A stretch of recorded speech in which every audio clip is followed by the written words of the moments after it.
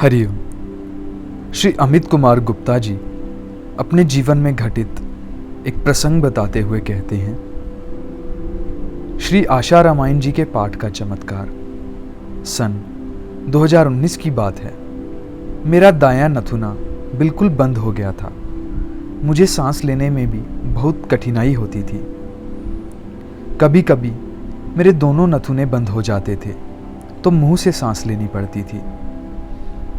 इसके इलाज हेतु मैं ENT विशेषज्ञों तथा अन्य कई डॉक्टरों के पास गया, लेकिन कोई स्थायी लाभ नहीं हो रहा था।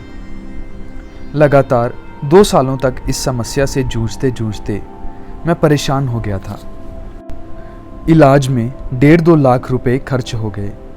डॉक्टरों ने मुझे दिल्ली के एम्स अस्पताल में ऑपरेशन करवाने की सलाह दी और कहा कि ऑपरेशन से आँख, कान, नाक या गले में समस्या हो सकती है।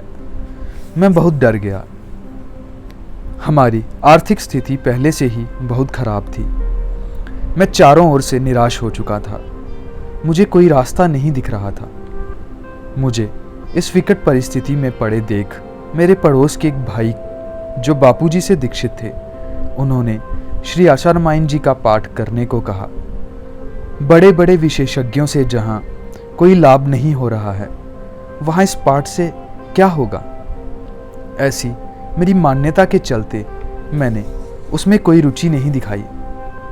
उन भाई ने मुझे उत्साहित किया और वे स्वयं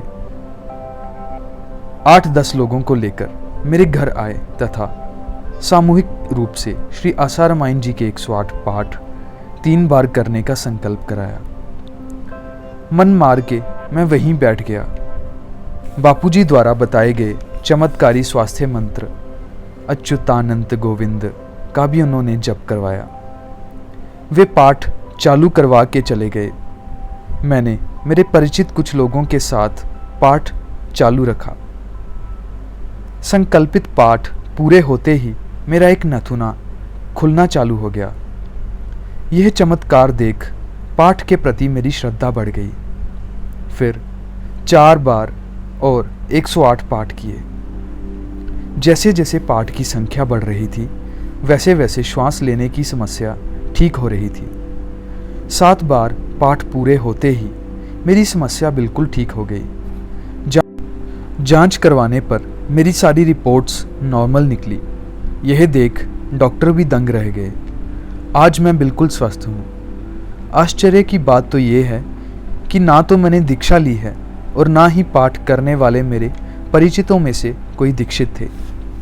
मेरे पड़ोसी साधक भाई ने बताया कि पूज्य बापूजी के जीवन चरित्र श्री आशा रामायण जी के पाठ से सांसारिक मनोकामनाएं तो पूर्ण होती ही हैं, साथ ही जीवन को जीने की सही दिशा भी मिलती है।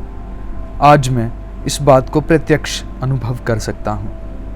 हरिओम।